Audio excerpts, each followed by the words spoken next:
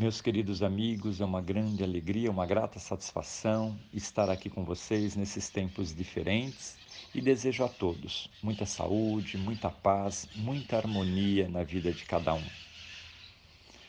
O trabalho é uma lei para as humanidades planetárias.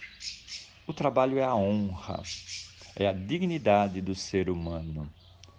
O trabalho é um grande consolador, é um preservativo salutar contra as nossas aflições, contra as nossas tristezas, acalma as angústias. O trabalho é sempre um refúgio seguro nas provas, um verdadeiro amigo na tribulação.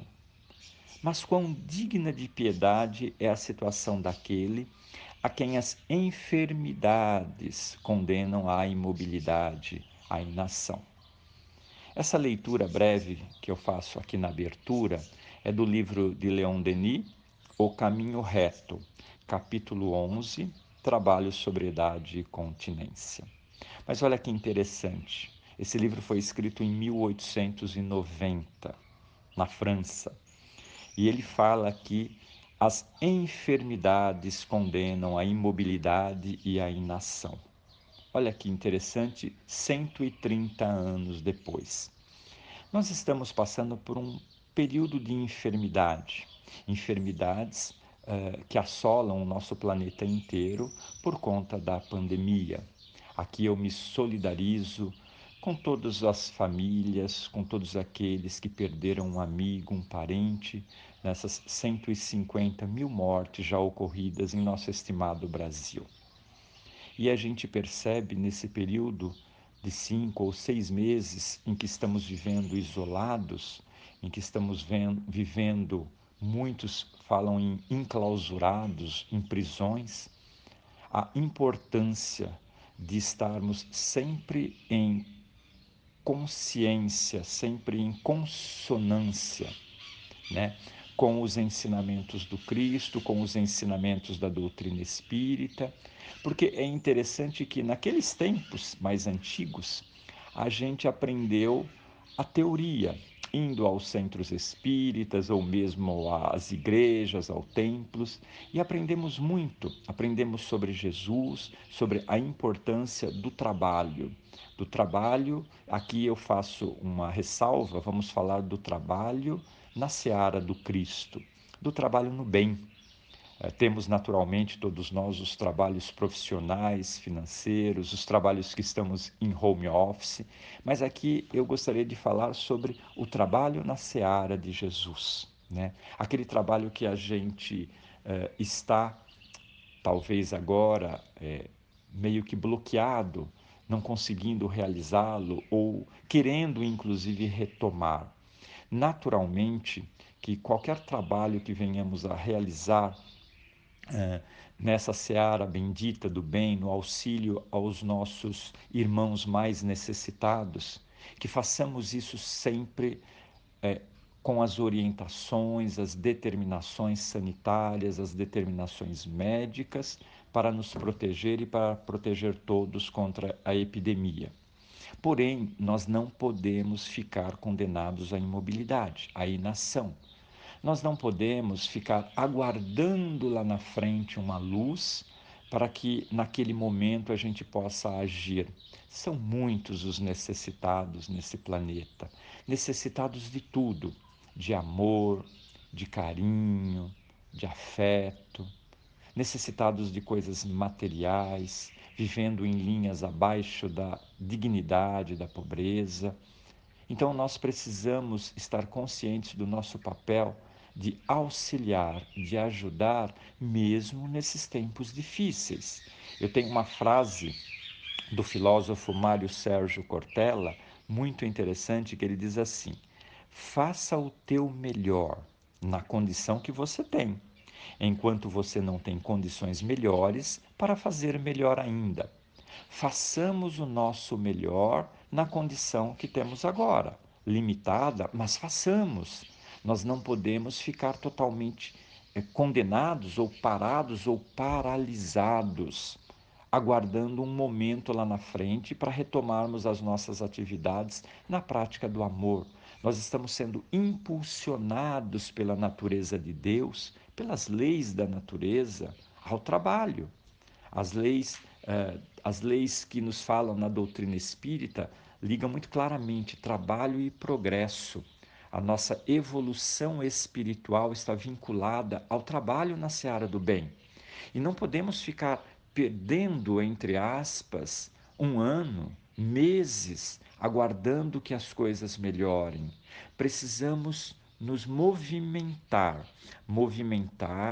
a corrente, a engrenagem do bem, para que nós também melhoremos. Olha que interessante esta frase. Acalma as angústias. O trabalho é sempre um refúgio seguro na prova, um verdadeiro amigo na tribulação. E estamos passando por uma condição, a terceira onda, a quarta onda, que é a onda das depressões, das angústias, das tristezas, das ansiedades. E é o momento agora de nós retomarmos as nossas atividades com todos os cuidados e não esquecermos daquele irmão mais necessitado. Nós aprendemos na teoria, nós fomos aos centros espíritas, né? E agora a gente precisa colocar em prática, com o cuidado necessário, mas praticar o amor de Jesus.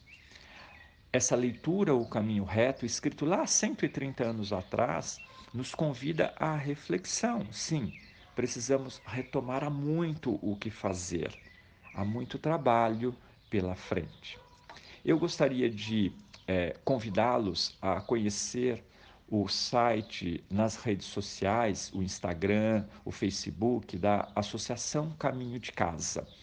É uma entidade não governamental, na qual eu faço parte, e estamos desenvolvendo muitos trabalhos durante a pandemia. Nós utilizamos nesse período de reclusão maior, né?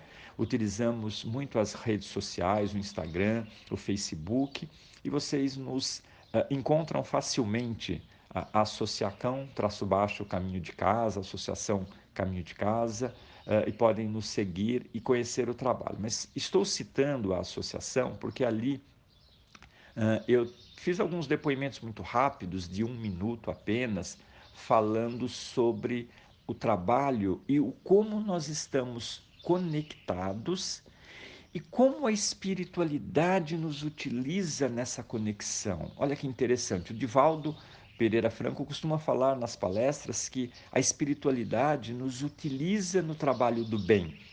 Porém, quando ela nos encontra imóveis, quando ela nos encontra sem vontade, quando ela percebe que nós não estamos nos movimentando, a espiritualidade vai buscar outros irmãos que possam fazer essa ajuda. Então, nessa conexão, a nossa responsabilidade é muito grande.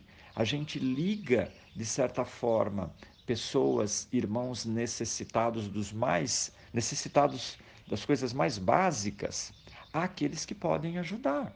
Se nós não podemos ajudar, nós fazemos a conexão. Por isso a gente diz, nós estamos todos conectados. E eu cito uma passagem que ocorreu comigo, um relato que eu faço muito interessante, que me marcou recentemente. Nós acabávamos de concluir uma distribuição de mantimentos, de cestas, agora, no mês passado, no Jardim Pantanal, ali na região do Jardim Helena, Jardim Romano, por intermédio da Associação Clube das Mães do Pantanal. E foi interessante porque ao terminar esse trabalho, a gente tinha logo na sequência, isso foi uma sexta-feira, nós tínhamos logo na sequência, na quarta-feira seguinte, um outro trabalho na paróquia Nossa Senhora de Fátima, também de atendimento às famílias em situação de vulnerabilidade social. Uma das coisas que a gente tem doado desde o início e feito e buscado colaboração e tal, são kits de higiene. Kits de higiene e limpeza com máscara e álcool gel. Vem detergente, sabão, sabonete, máscaras e álcool, que nós ganhamos uma doação muito grande de uma empresa. Muito bem. E o que aconteceu? Logo que eu terminei essa distribuição, eu verifiquei que para a próxima semana a gente não tinha máscaras. Puxa vida, eu olhei e falei, puxa, não temos máscaras, como que nós vamos fazer os kits de higiene para logo na sequência, na quarta-feira? E eu passei o final de semana já o sábado e o domingo, pensando, refletindo como conseguir essas máscaras. Por intermédio da nossa amiga Silvia, que faz doações para a gente frequentes de máscaras, ela mesma produz, tem até um depoimento bacana dela no Instagram, no Instagram da associação, ela mesma produz as máscaras, também ela não podia porque não tinha pronta. E a gente compra da cooperativa de Mogi, de uma cooperativa que nós atendemos lá, e também não tinham pronta. Eu falei, puxa vida, e agora? Isso chegou a segunda-feira. Nisso, um amigo meu, de longa data, mas que eu não falava com ele desde o início aí da pandemia, fevereiro, março, me mandou uma mensagem: tenho máscaras para lhe doar. Eu não pedi máscara para ele, tenho máscaras para lhe doar. Aí eu falei, ele coloca, você está precisando? Eu falei, poxa vida, se eu estou precisando, eu estou aqui num enrosco, vou lhe levar amanhã. E no dia seguinte, na terça-feira, véspera da quarta-feira que nós tínhamos o trabalho na paróquia, ele me levou 2.000 máscaras. Acreditem, 2.000 máscaras. Então eu escrevi para ele, ô, Celso, me diga uma coisa, onde que você... Por que você me doou essas máscaras, né? Por quê? Da onde você saiu? Ele falou, ele me disse assim, eu estava com essas máscaras já há muito tempo, levei em alguns locais e aí o pessoal já tinha, e eu guardei comigo. Guardei até que fui intuído a doar para você. Intuído. Olha que interessante a palavra, intuído. A gente fala muito inspirado. Olha como a espiritualidade nos utiliza como ferramenta no trabalho do bem. De um lado, nós temos uma necessidade de auxiliar aquele que sofre, aquele que passa por um turbilhão, por aquele que passa por uma tribulação. Do outro lado, nós temos amigos, pessoas que desejam fazer, ajudar, auxiliar. Em muitas dessas situações, a espiritualidade faz a conexão. Estamos todos conectados e nós somos o ferramental. Olha que bacana.